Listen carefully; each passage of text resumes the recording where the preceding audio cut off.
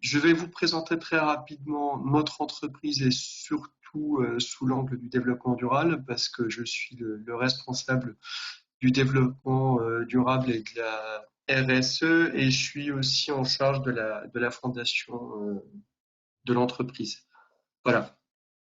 Donc, Ponant, c'est une compagnie de croisière française qui travaille dans le monde entier. Elle a été créée il y a un peu plus de 30 ans par des marins français. Aujourd'hui, c'est l'unique armateur de navires de croisière avec un pavillon français et on est le spécialiste mondial des croisières expéditions, c'est-à-dire les expéditions dans la nature, les croisières non conventionnelles. On a une flotte plutôt moderne avec des navires à taille humaine. Je présente rapidement l'état de la flotte. Notre voilier emblématique qui est le Ponant, c'est le premier voilier qui a été inauguré il y a exactement 30 ans et qui est aujourd'hui en rénovation complète. On a les séries, ce qu'on appelle Boréal, donc ces 4 bateaux, Boréal, Austral, Soleil et Lyrial, qui sont destinés plutôt aux zones polaires. Et on a 6 bateaux de la série Explorer qui sont plutôt destinés aux autres croisières d'expédition. À terme, d'ici 2023, nous aurons 15 navires, dont un qui va sortir l'année prochaine et 2 autres en 2023.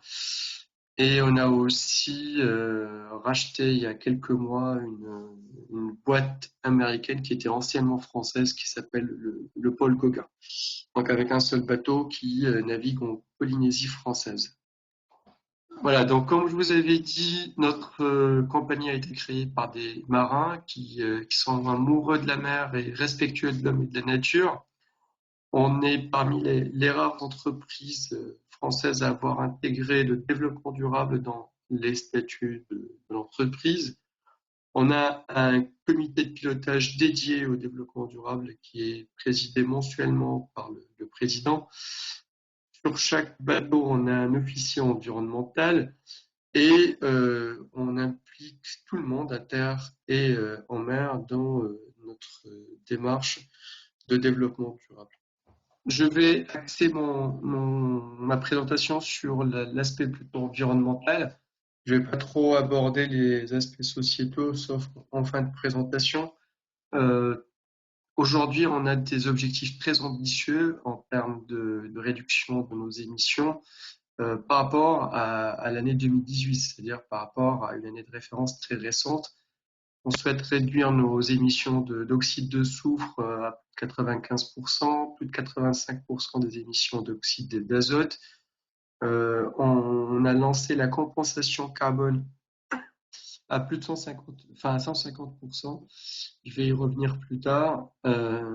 Tous nos bateaux sont équipés de propulsion électrique et véhilique pour le Ponant. On a une flotte qui est labellisée Clean Ship par Bureau Veritas et aujourd'hui, on a réduit à plus de 70% l'usage des plastiques à bord et on vise bien sûr à arriver à zéro plastique à bord. Comment on va y arriver? D'abord en réduisant la consommation de carburant, donc en utilisant les moteurs de dernière génération, en utilisant aussi la navigation, l'assistance de la navigation avec le logiciel qui s'appelle NIRAM.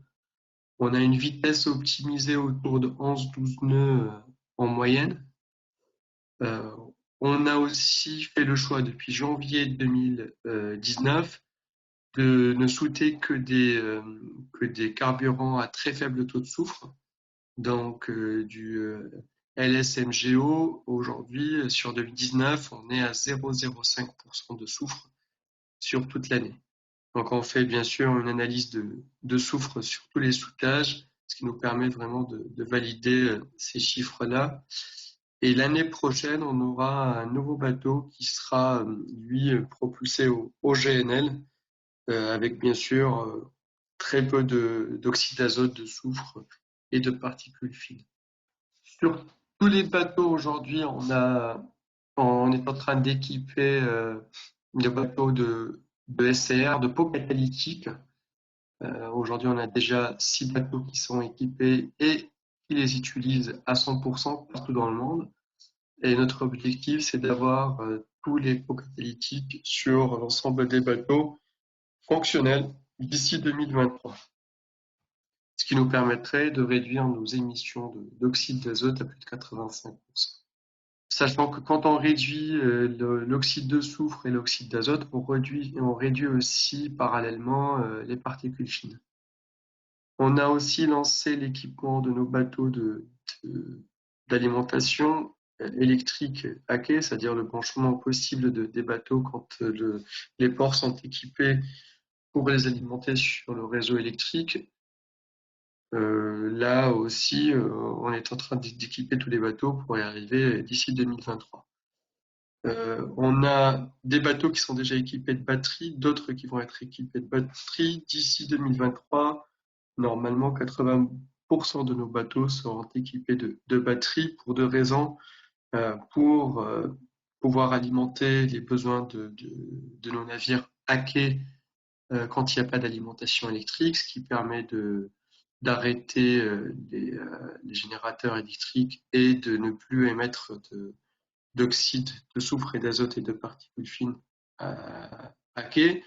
Et aussi dans les zones sensibles, quand on est dans des zones polaires ou dans des zones naturelles très sensibles, ça nous permet aussi de naviguer d'une manière très silencieuse et sans émissions.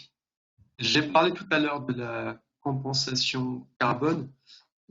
Aujourd'hui, le problème avec les émissions de CO2, c'est qu'une fois on a réduit au maximum la consommation de carburant, et dans notre cas, on ne peut pas utiliser malheureusement la propulsion vélique sur les grands bateaux, il ne reste plus que la compensation comme solution parce que technologiquement aujourd'hui, les autres solutions alternatives ne sont pas encore prêtes.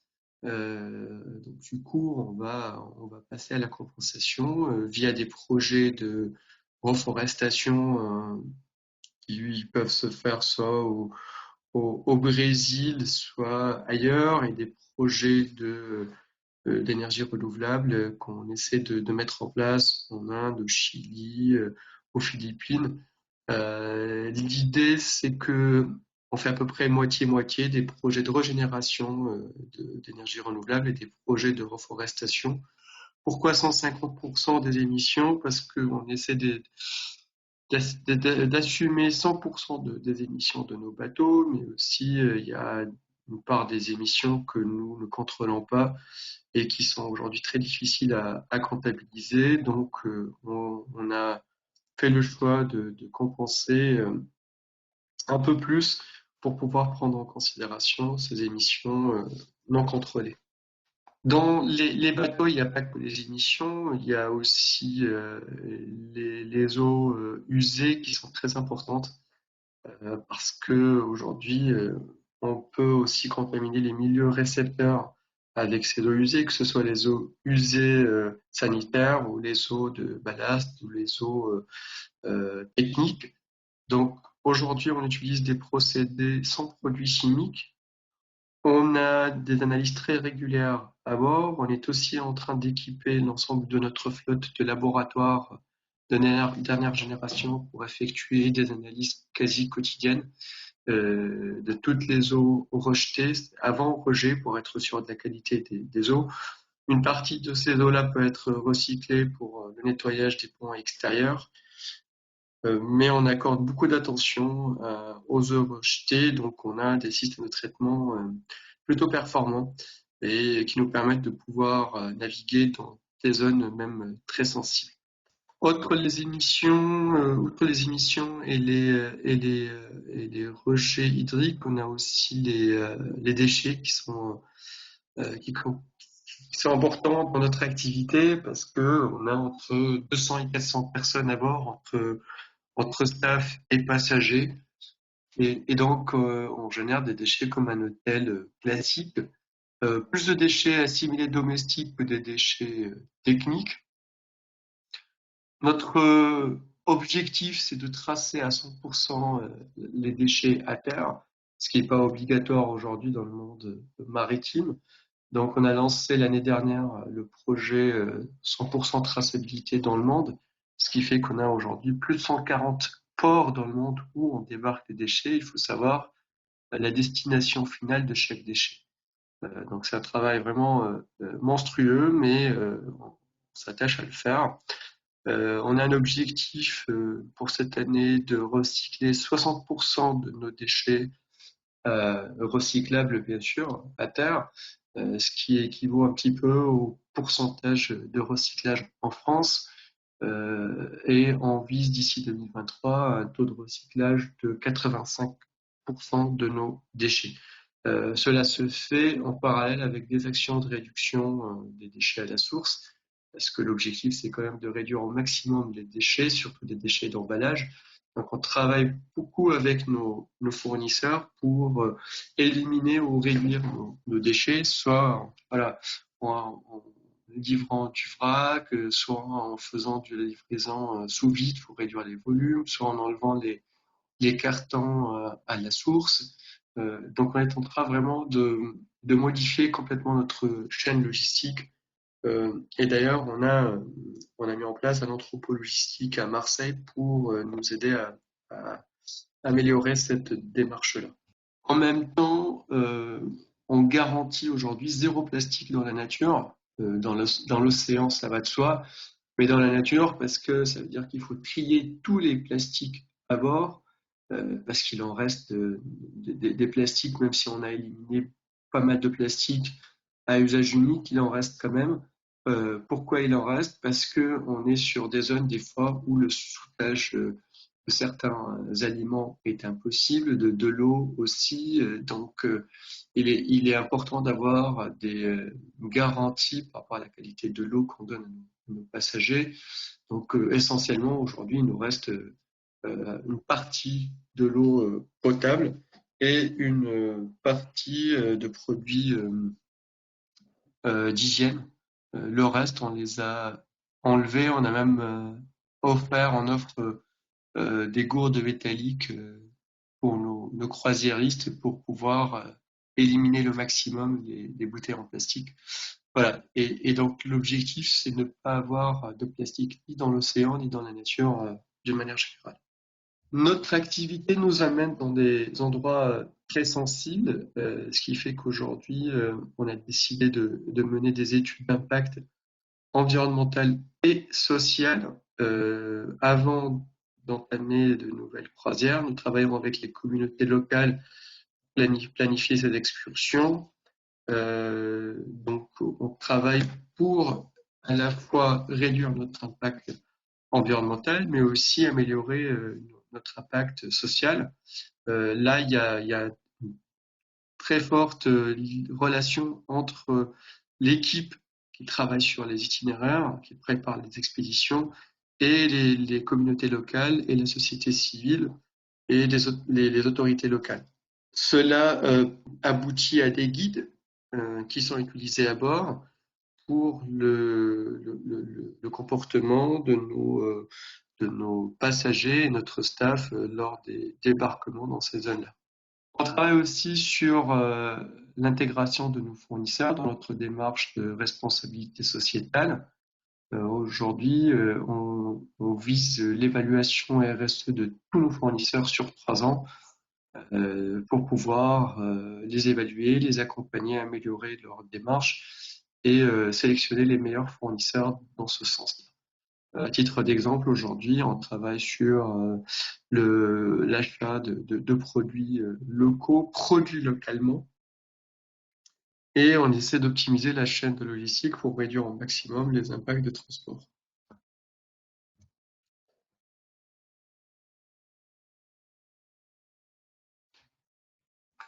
C'est une vidéo qui résume un petit peu ce que je viens de dire, qui est rapide, plutôt courte.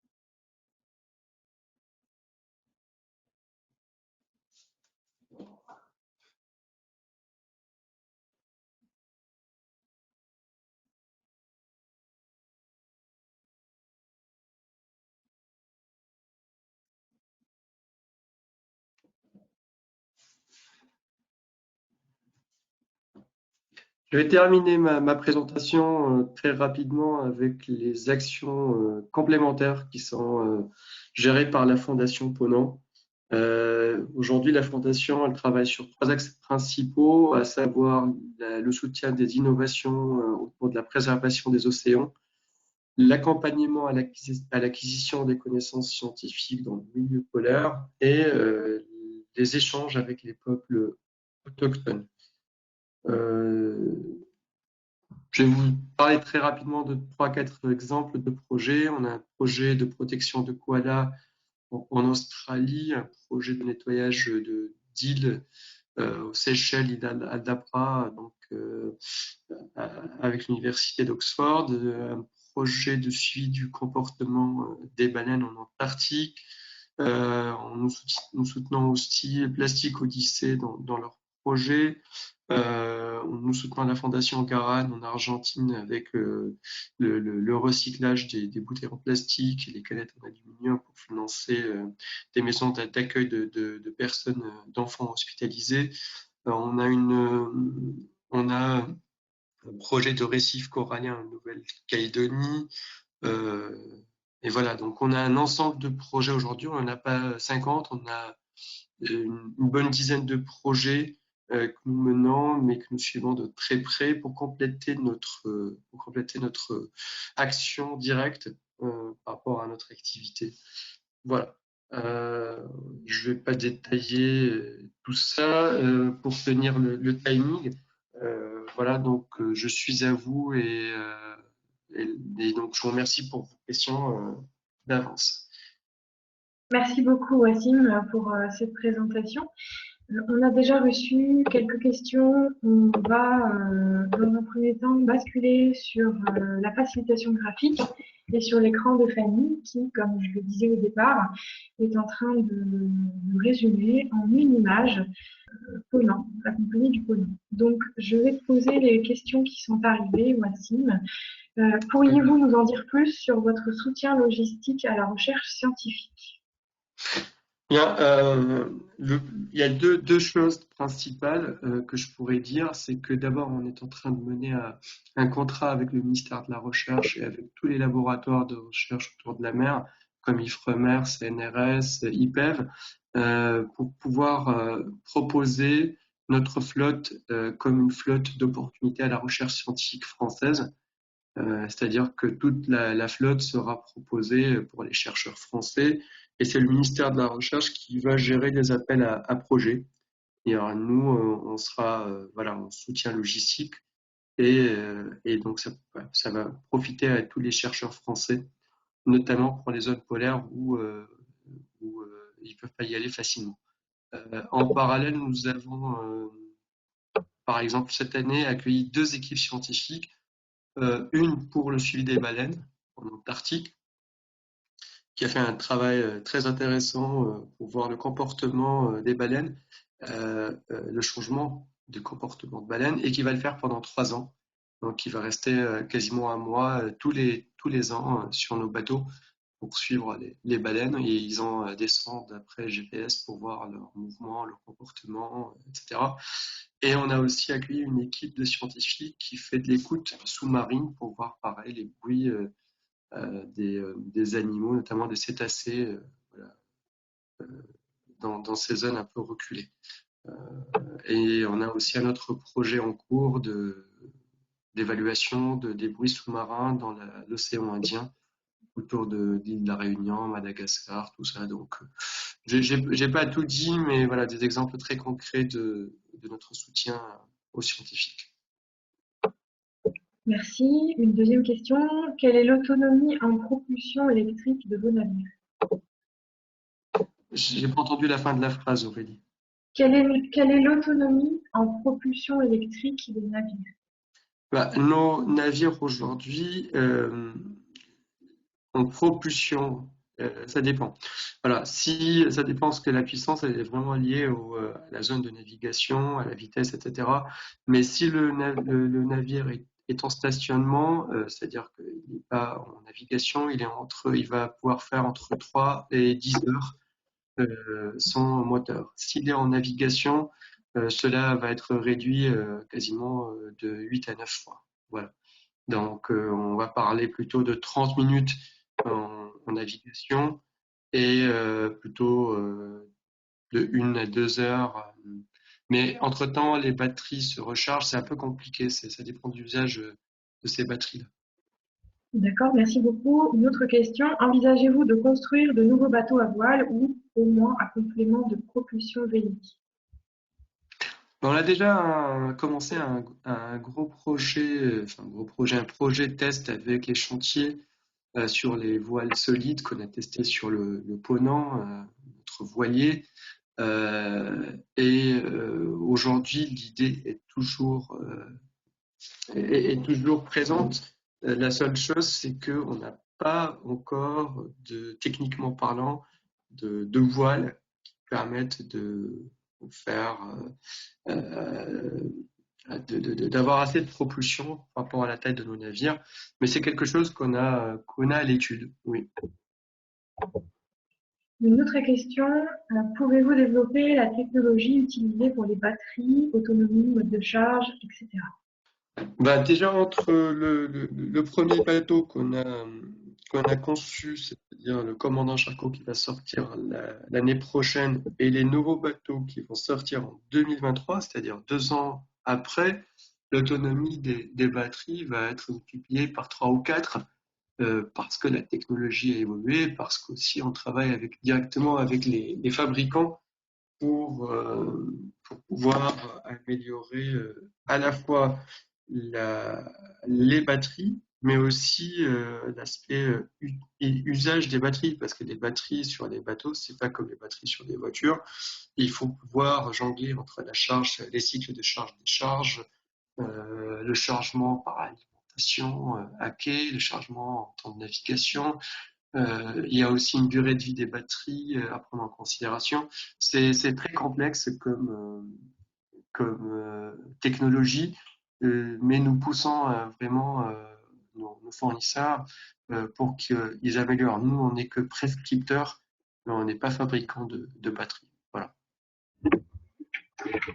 Merci. Une dernière question. Une sensibilisation des passagers à ces aspects environnementaux est-elle faite avant ou pendant la croisière? Participe-t-il à des opérations scientifiques? Très bonne question. Tous nos passagers reçoivent des documents dans leur dossier de croisière euh, sur le respect de l'environnement. Mais ce qui est le plus important, c'est les conférences et les formations à bord. Dès le premier jour, les passagers sont formés, sensibilisés par le commandant, les guides naturalistes, les conférenciers. Et avant de débarquer, ils doivent signer une décharge. Enfin, c'est pas une décharge, c'est un code de bonne conduite et qui n'est pas universel, qui est adapté à chaque région. Et donc, ils doivent vraiment euh, accepter de suivre les règles que les responsables de l'expédition leur dictent, et sinon, ils ne peuvent pas débarquer. Merci beaucoup donc d'avoir répondu à toutes les questions. On arrive bientôt au terme de ce webinaire. Donc, si vous avez des questions supplémentaires, n'hésitez pas à contacter Wassim directement avec des coordonnées qu'il avait indiquées dans sa présentation. Wassim, est-ce que tu veux conclure rapidement et nous donner une dernière information? Bah, moi, je voulais revenir sur Respect Océan parce que ça nous a permis de rencontrer des personnes et des entreprises intéressantes avec lesquelles on est en train de travailler directement ou indirectement. Et je pense qu'il y en aura d'autres. Donc, s'il y a des entreprises dans le réseau ou des contacts de ces entreprises-là qui pourraient être intéressées de collaborer avec nous, qu'elles n'hésitent pas à me contacter. Des fois, les choses n'avancent pas très vite, mais on voit quand il y a des possibilités de collaboration. Et si ça prend un peu de temps, c'est pas grave parce qu'on est sur la durabilité. Donc, je pense par exemple à Quiet Océan. Aujourd'hui, on va travailler avec eux directement et indirectement. On a voulu travailler directement, ça a pris un peu plus de temps, Et finalement, à travers Bureau Veritas, par exemple, qui est notre partenaire, qui travaille avec eux sur un projet où on a adhéré. Donc voilà, ça permet vraiment d'avoir cet esprit réseau qui est très important, de travailler en confiance. Donc n'hésitez pas, si vous voyez des choses intéressantes, des technologies que vous développez ou d'autres personnes que vous connaissez ou d'autres entreprises que vous connaissez qui pourraient nous intéresser et qui pourraient s'intéresser à nous, n'hésitez pas. Donc vraiment, le réseau doit servir à ça et au-delà, voilà, si vous avez besoin de quoi que ce soit, euh, moi je suis ouvert à la discussion et même à ouvrir d'autres portes pour vous. Donc je soutiens tous les membres du réseau et j'espère que après cette période-là, on se verra de visu et on pourra continuer nos échanges. Et c'est ce qu'on espère également. Donc merci beaucoup à tous.